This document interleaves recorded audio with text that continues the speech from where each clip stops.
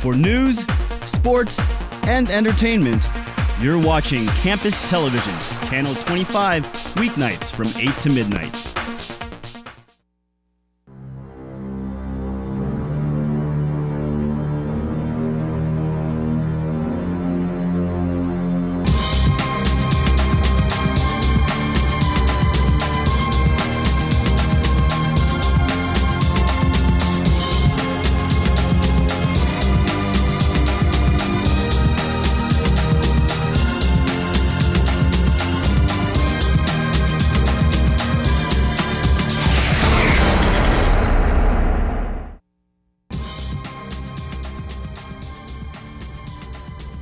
Good evening and welcome to another exciting edition of Sportsfest. Serving the ace next to Doug Starkey, I'm Brooke Schledowitz. Football traveled to Utah on Saturday, although it didn't appear they actually showed up. But first, volleyball began this weekend with a match against Wyoming. On Friday night, the Lady Rams went to Laramie undefeated on the road this year. When these two teams met earlier in the season, Colorado State swept Wyoming without breaking much of a sweat. Would Wyoming present more of a challenge at home? To Laramie we go. In Game 1, Melissa Courtney with the perfect set to Tess Rogers, who splits the D and puts Colorado State on top early. Casey Bauer back to serve, and Melissa Courtney and Katie Jo Cahoon get the block, and the Rams win Game 1, 30-21. Early in Game 2, Melissa Courtney once again with the set, this time to Bree Freck, who just makes it look easy. Colorado State takes the lead and never looks back. Melissa Courtney back to serve now and does what she's done frequently this season, makes the defense look absolutely foolish. Later in the same game, Melissa Courtney goes up for the block, but lands awkwardly and injures her back. Fortunately, Courtney would be okay, but would sit out the rest of Game 2 and most of Game 3. After a 30-27 Game 2 victory, Colorado State returns in Game 3, and it's Melissa Courtney's replacement, Kimmy Foytich, who sets to Becky Sauer for the kill. Casey Bauer back to serve, and Tess Rogers finishes off Wyoming as the Rams win Game 3, 30-24. Colorado State continues their undefeated road record as the Lady Rams once again sweep Wyoming. Tess Rogers finished the night with 14 kills, while Catherine Whitney and Bree Freck both had 2 service aces. I think we need this environment. We need to be away from home in a gym where people are cheering against us. We need to have some pressure put on us. We need to be in close games. We need to be forced to make big plays at big times. That's what's going to make us good. On Sunday, the Rams were at it again, this time in Lincoln, Nebraska, where they took on the third-ranked Cornhuskers. Would CSU dominate the court once again? Let's take a look at the highlights. Tommy Lee was on hand to watch the game. Apparently, he's getting his master's at UNL. Nebraska scored first in Game 1, but Tess Rogers was determined not to let Nebraska get too far ahead. She smacks the ball over to the Cornhuskers, and they can't dig themselves out. Later, Sarah Pavin hits the ball a little too wide, and CSU takes their first lead of the game. And the Rams would continue to roll. Nebraska tries to get the ball over, but they are shut down by Katie Jo Cahoon and Melissa Courtney. CSU takes a 13-9 lead. The Rams would continue to lead Game 1 until the Huskers caught up and tied the game at 22-all. Christina Hotelling kills the ball to help give Nebraska the 30-21 win. Into Game 2, Nebraska jumped out ahead once again. Foytich serves it up, and Hotelling says, "Don't even think about it," with another kill, 9-14 Huskers. Not long after, it was game point for Nebraska. Melissa Courtney makes a service error to give UNLV the 30-21 win in Game 2.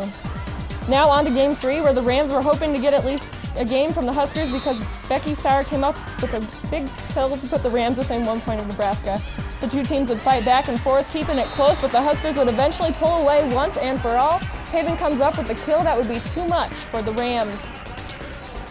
CSU loses in 3 straight games, something that they're not used to seeing. Despite the loss, Tess Rogers led the Rams, tallying 12 kills, but she was outdone by Sarah Pavin, who totaled 14 kills for the Cornhuskers. Overall, the Rams were not disappointed with their performance, considering they were playing the third-ranked team in the nation. The loss to Nebraska on Sunday was Colorado State's 3rd loss of the season and are still trailing undefeated Utah as we take a look at the Mountain West standings. Colorado State drops to number 10 in the national rankings as Utah remains ranked number 17. BYU, Wyoming, and UNLV make up the middle of the conference, while San Diego State, New Mexico, and Air Force complete the bottom third. The Rams' long road trip and regular season will come to a head this weekend in Utah when CSU takes on the BYU Cougars and Utah Utes. With these two matches, the Mountain West Conference Championship will be on the line. First up will be the Cougars on Friday night. Since being swept by the Rams at Moby Arena last month, BYU has gone 5-1, good for third place in the conference. Then on Saturday, it's the big showdown with number 17 Utah for all of the conference marbles. After winning the first game of their October 15th matchup, CSU dropped the next 3 straight to snap a 22-match conference winning streak. Since then, the Utes have held on to the league's top spot and currently stand at 12-0 in Mountain West play. The Rams start things in Provo at 7 o'clock on Friday evening and will have the same start time the following night in Salt Lake City. And for the second straight week, college sports television will again televise CSU. The Rams match against Utah will be rebroadcast on tape delay Sunday afternoon at 4:30. This weekend will be Colorado State's last chance to capture the regular season Mountain West Conference Championship, and that got our stat boy thinking for this week's Random Ram Fact. Question is, when was the last time Colorado State failed to win a regular season conference title? We'll have the answer later in the show. We've made it through the first quarter, which means the game isn't over yet. Up next, we'll take a look back at what was a disappointing weekend for the CSU football team. Plus, with 2 games left in the season, the Utah Utes have a legitimate chance for a BCS Bowl. Coming up, we'll explain what Utah has ahead of them and what exactly a BCS would mean for the Mountain West.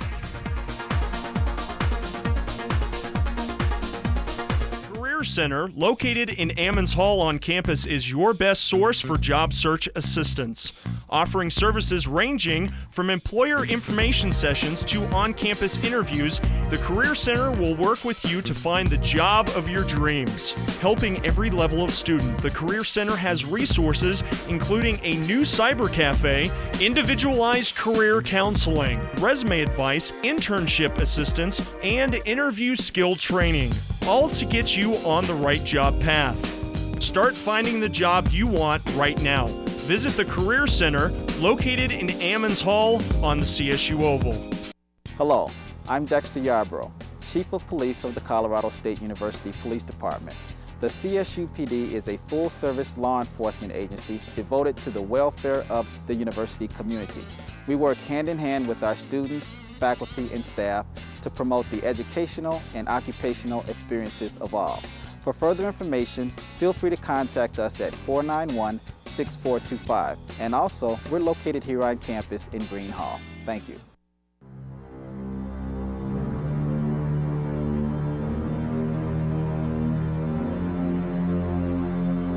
For all the highs and the lows, for every victory from around the Mountain West and the rest of the NCAA.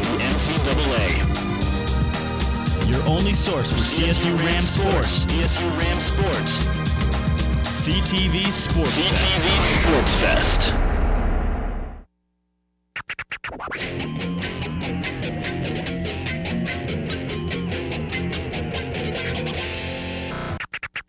Be in the know. CTV on iBlueTV.com. Entertainment from students for students.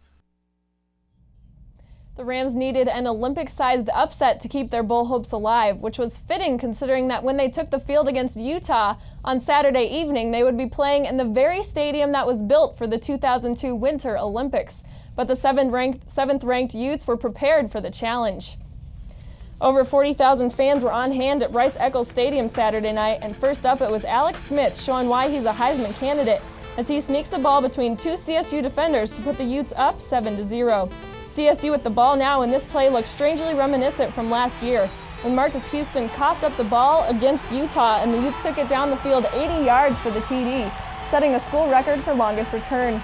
Except this time it was Haney with the fumble, and the run set a new school record for Utah. This time it was an 88-yard return. Utah on top 14-0. Into the second quarter, and the Utes were still screaming, "You ain't seen nothing yet." Immediately after Haney throws an interception, Alex Smith with the ball gives a look to Steve Savoy, who comes up with another Ute TD. By the half, the Rams had put up a few points on the board, but not nearly enough to keep up with Utah. In the fourth, against Utah's second team, the Rams began to score some points. Marcus Houston with the touchdown. A few drives later, and Caleb Haney shows why he's considered an option quarterback. He rushes the ball 48 yards up the field for another CSU touchdown, but unfortunately it was already too little too late for the Rams. CSU suffers an embarrassing 63-31 loss. Alex Smith was the true star of the game, as any Heisman candidate should be. He completed 21 passes for 291 yards and 4 TDs. Utah's own Paris Warren also had a big game, catching 10 balls for 98 yards and 3 touchdowns. Caleb Haney put up some good numbers too, completing 11 of 25 passes for $190 and 2 touchdowns. But the real difference for him and the Rams were the turnovers. Haney alone was responsible for 3 interceptions. After the game, Coach Sonny Lubick and the rest of the team discussed the problems on defense and all of the turnovers. I thought defensively, we just had a hard time stopping them until they put their number 3 in the ball game, and he's probably not as experienced. No doubt, he's not as experienced, not nearly as good as Alex Smith. He's a great player, and he's probably one of the better quarterbacks in the nation. I don't know if I could compare him to Leinart or any other top quarterbacks running for it, but he'll probably be one of the final 3 or 4. He's a great player. Yeah, it feels like he kind of gave it away. I mean, you don't know how the game's going to go. I mean, if you don't turn the ball over, your momentum could be in your favor. So that could have changed the whole aspect. I mean, the fumble on the first drive just sucks, Bounces right to the guy and they take it back 80-something yards, and then nothing really goes your way. CSU don't ever expect something like this. You don't come to CSU to not go to a bowl game. I don't know what to do for all the Christmas time now, but we're going to come out strong. we ain't going to quit, Define dilemma. In the case of Mountain West football, dilemma is having an undefeated Utah team with the possibility of a BCS Bowl, the first in conference history, yet having two teams standing in the way. By the way, those 2 teams happen to be in contention for a Mountain West title. After a 63-31 victory over Colorado State on Saturday night, 7th-ranked University of Utah not only has its first 9-0 start in school history, but also moves within 2 games of a possible Bowl Championship Series bid, the first for a school outside of the 6 BCS conferences. However, in the remaining 2 weeks of the season, Utah has to play 3-2 Wyoming and in-state rival 4-1 Brigham Young. Be the first team in Utah history to go 9-0 means a lot, because this is a great school. I mean, there's a lot of good football teams, and to have your name associated with the first team to ever do that is a great honor. If you're watching college football, you know that nothing's a for sure thing ever. And 9-0 is great, but we realize that we can go finish out the season 9-2. If we don't prepare, we don't focus on the task at hand. Well, obviously it's one game closer, but if you look at the conference standings, we still got to win the conference. And that's probably going to come down to the last game, it looks like. So, nothing's for sure yet at all. If Utah is selected for a BCS Bowl, the Utes will be awarded a multi-million-dollar check, and the other 7 Mountain West schools will receive at least $500,000 each. With that much on the line, wouldn't the Mountain West teams win more if they lose? An Orange Bowl representative attended the game against Colorado State on Saturday as Utah put on quite the scoring display. And as a bit of a side note, Alex Smith received notification on Sunday from the Heisman Trophy Trust that he's officially a candidate for the 2004 Heisman Trophy. With CSU now officially eliminated from bowl consideration, the question is whether or not the Rams will continue to play hard despite not having anything to play for. We'll learn the answer beginning on Saturday when the Rams host the UNLV Rebels for Senior Day. The Rebels and Rams have shared in frustration this year as UNLV currently stands at 2-7, which has prompted head coach Robinson to resign effective at season's end. Last year, the Rams pulled off a 24-23 comeback victory at UNLV to propel them into the San Francisco Bowl. But this year's game is all about pride as the Rams will look to give a good send-off to their outgoing seniors. We owe it to our seniors, we owe it to our coach. We owe it to everybody, to play as hard as we can in the last 2 games. We just got to finish up strong and then let people know that we're coming back next year. I mean, you got to play hard for the seniors, Joel and them, man. It feels horrible. That's the worst feeling in the world to know that you let your guys down, especially they're not coming back next year. But that's kind of what we got to play for. Play for them, play for Coach Lubick, play for just the pride of the school, and just play for yourself and your teammates. Better get out of bed early for this Senior Day as the Rams and Rebels will kick off at 10 a.m. If you'd rather have breakfast in bed, though, you can watch the game on Fox Sports Net Rocky Mountain, or you can tune your radio dial to AM 600 KCOL. We need to take a short break, but when we return, we'll have the results from preseason basketball. Plus, our very own Zach Borg will give us a full preview of CSU basketball and tell us what to expect from the men's team in the upcoming season. Stay tuned.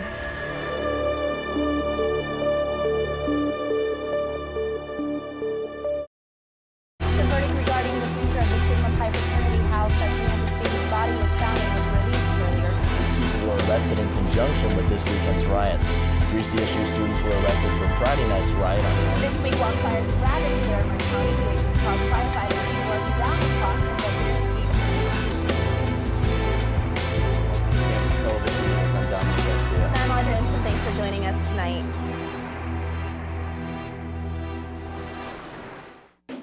One radio, 24 hours a day, 7 days a week, 0 commercials. Turn it up!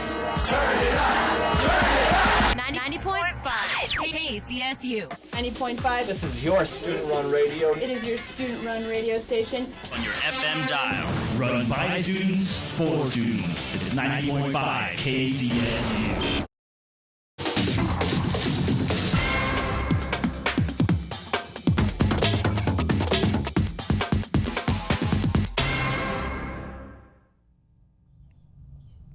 On Saturday, the men's basketball team began preseason play as they hosted Northern State. Early in the game, Mike Morris inbounds to John Rakiski, who misses the three, but whoa, Nelly! Matt Nelson gets the board and the dunk. Phil Thompson with a nice pass to Stuart Creason, who lays it in. Creason finished with 10 points on the night. Colorado State getting it done on defense as Matt Williams gets his only block against Northern State. Later in the game, Matt Nelson spreading the love as Mike Morris comes in from the back door and gets the dunk.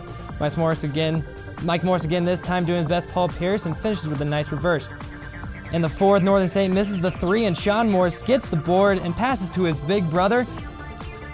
Come fly with me! And Colorado State gets the win, 80-77. In 18 minutes of play, Matt Nelson scored 17 points, and in 30 minutes of play, John Rakeski scored 15 points, all from behind the arc.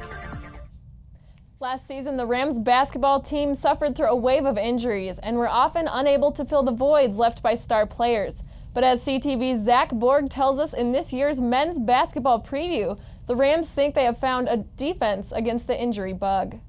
After a surprising NCAA tournament run in 2003, high expectations for last season at Colorado State were dashed by a combination of injuries and inconsistency. This year, the Rams believe that a deeper roster will help solve last season's woes. I think we can sustain an injury better than we could a year ago, no question. But yet, there are key guys that we're going to be a lot better if we can keep them healthy. If one or two of them were to go down, we've got other guys who got a little more experience that are backing them up and have been tested a little bit under fire. Much of the Ram offense again figures to go through senior center Matt Nelson.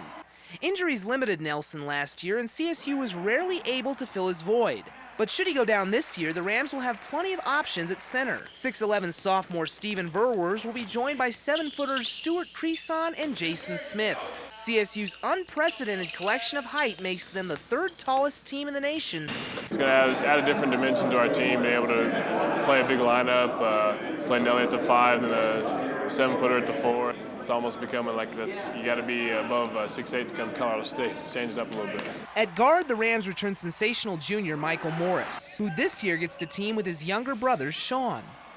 Dwight Boatner will look to have a strong follow-up to his breakout freshman year, and senior sharpshooter John Rakeski will give the Rams perimeter touch.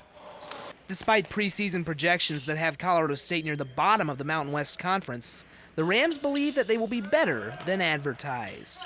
I think the most expectations we place on ourselves, because I don't think everyone out there knows how talented of a group we are. We're not going to let us be last place, and we're going to be hopefully be first place. For CTV Sports, this is Zach Borg. The men open up the season on November 20th against Regis. Be sure to tune in next week when we preview the other half of the basketball coin, the CSU women.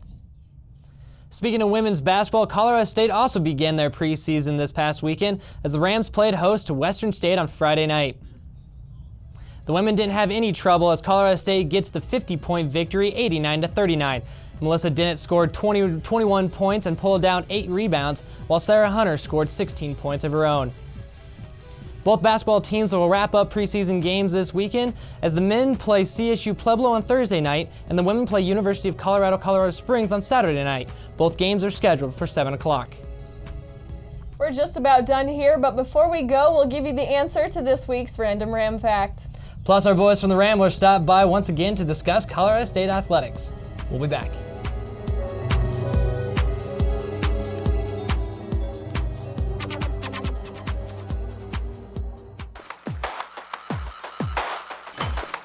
Hello, everyone, and welcome to the Ramblers. All right, ladies and gentlemen, it is Tuesday night. Welcome to the Ramblers. I am Travis Huntington. I'm Tyler Kraus. I'm Chris Dittmer. A great game this weekend. Another huge game for the Rams. Don't forget to tune in to the Ramblers every Tuesday night from 6 to 8 right here on 90.5 KCSU.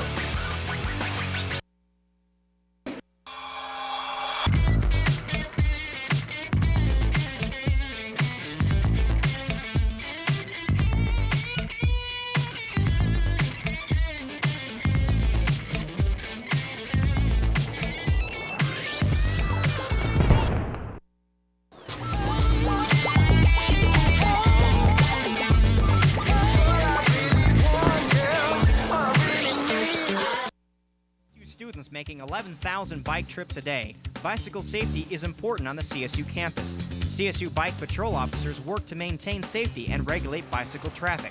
They need your help. Obey all posted signs. Make sure you have a light on your bike at night. Walk your bike in dismount zones. Yield to pedestrians at all times. By doing these things, you will be maintaining bicycle safety at CSU. For more information, call 491-6425.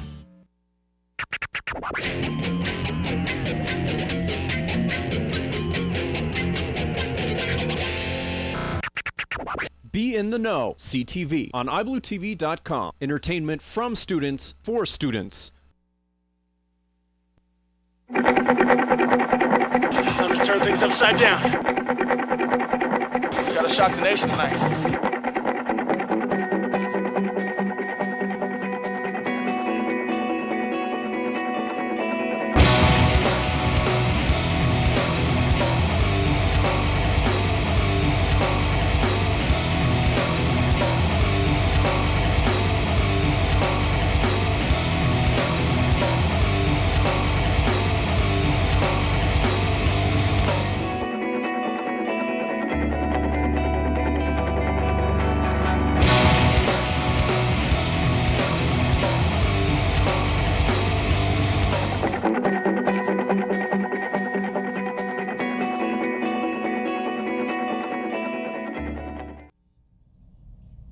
With CSU's disappointing loss to Utah this weekend in football, the Ramblers were speechless. But now that time has passed, they're ready to talk about the game and look ahead to the prospects of CSU getting revenge on Utah in volleyball. Thanks, Brooke, and welcome to the Ramblers right here on CTV Sportsfest. We got TNT with you. I'm Tyler Kraus. And I'm Travis Huntington. And looking at CSU football, a little bit of a rough weekend. Yeah, that's an understatement, and I'll be the first one. Okay, I'm going to eat the crow. I said that this team could play with the Utah Utes. I thought if they were going to get up for one game and really play hard for the rest of the season, I thought this would be it, and I was wrong. I was really, really wrong. Well, I think you start to see a lot of the flaws that this CSU team has really starting to come into play.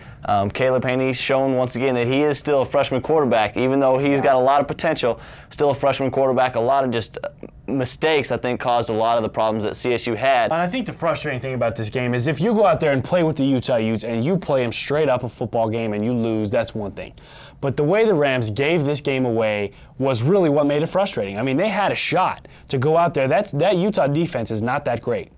And the Rams could have come out there, scored some points, and made it interesting, and they killed themselves and didn't give themselves a shot. Well, the thing that is really frustrating about it as well, from a CSU standpoint, is you had a chance to derail something that could possibly turn into a very excellent season for Utah. They fell out of the bowl rankings, dropped to number 7 now, but they still have a chance to make a run at a BCS game, which is something that nobody from the Mountain West Conference has ever done. So now that this game has turned out the way it has, If you're a CSU fan, you almost have to be pulling for Utah from here on out. I mean, as a Mountain West Conference football fan, you have to look now. I mean, now that it's behind you and the Utes have beaten this team, you have to go out there and hope that Utah is able to pull this thing off. They got a tough game at Laramie coming up this next week. Then they've got BYU in the Holy War at home. That's the biggest game of the year for this team every season. They got 2 tough games ahead that could be a bump in the road.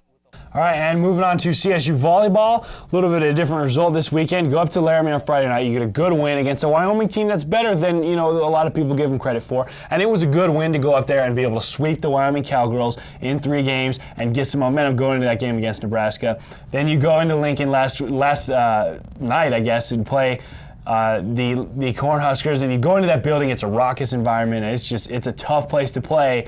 And we talk a lot about how the parity in volleyball is just not there, and how that separation is usually really huge. This season it hasn't been as big, but it's still there, and you can see Nebraska is a cut above Colorado State. Well, and you heard Coach Hilbert say that Nebraska, when they are on, is by far one of the best volleyball teams, if not the best volleyball team in the NCAA right now. And so, like you said, you could see where that lack of parity is there, because they really came out and just stuck it to CSU. So we're going to move straight on to prediction time, starting with CSU volleyball. I don't see them having any problem with BYU. I think Utah is going to be an incredible volleyball match, but I expect CSU to make more adjustments than they did when they played them here in Moby. I think they're going to come out of Salt Lake with a win. I got to say, you said it right there. It's just making adjustments, and that's something that Colorado State did not do at Moby Arena when they played the Utah Utes. So when you look at a game against a BYU, they're going to come out trying to derail that train and make that and say, well, this Utah match isn't going to matter because we're going to beat you on Friday. I don't see that happening. I think the Rams will come out and do a pretty good job of being able to contain the BYU block, be able to go out there and do a good job. And then against Utah in Salt Lake City, it's going to be interesting to see what happens in that match. I mean, it's just fun, bottom line. And I think that the Rams are going to come out there with a lot of fire in Salt Lake City. I think they're going to take it. All right, and CSU football with UNLV, one of the things that you're going to have to really look for there is just the emotion, the pent-up frustration that both teams have had from this season. So that game, I think, is going to really go to whoever wants it more, because I don't think there's a lot of talent disparity there. I am going to be really interested to see, how does Colorado State play when they have nothing to play for? You're not going to a bowl game. You're going to have a losing record. That's really going to test the character of this football team. All about pride. And I want to know what happens. I want to see how they come out. To be honest with you, UNLV can play a little bit. This is by no means is this a gimme. I mean, they can run the ball well. That defense, they're not stellar, but they can get some big stops. And I would not at all be surprised to see Colorado State lose this football game on Saturday. Senior day at Hughes Stadium, you have to hope that that's not the case. That'll get you a little fired up. Anyway, that's going to do it for us here at the Ramblers on Sportsfest. Now back to you, Brooke. Thanks, guys. And if you just can't get enough of the Ramblers, tune in to 90.5 KCSU from 6 to 8 on Tuesday night to hear more from Travis and Tyler. As Colorado State volleyball team prepares for Utah this weekend, their chance for a conference title is still in the air and is the subject of tonight's Random Ram Fact. Earlier in the show, we had asked, when was the last time Colorado State failed to win a regular season title? The answer is 1999. CSU finished in second place with a 12-2 record, but won the conference tournament en route to a Sweet 16 appearance.